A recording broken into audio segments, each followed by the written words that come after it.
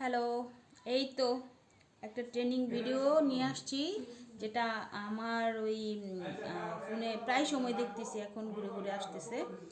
কি হলো তোর, মানে এই শসা চিনির সাথে খাইলে তরমুজের মতো লাগে।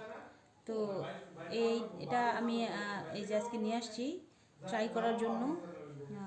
খেয়ে দেখবো আসলে কি ঠিক আছে কিনা, মানে কতটা সত্য কিনা। তো এই যে নিয়ে আসছি, তো একটু খাইতেছি, খায়া দেখি আসলে কতটা সত্য।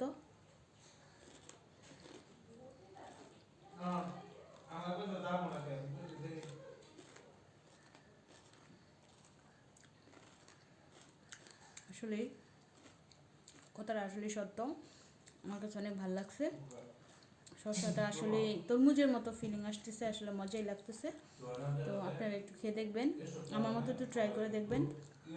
আমার কাছে অনেক ভালো লাগছে।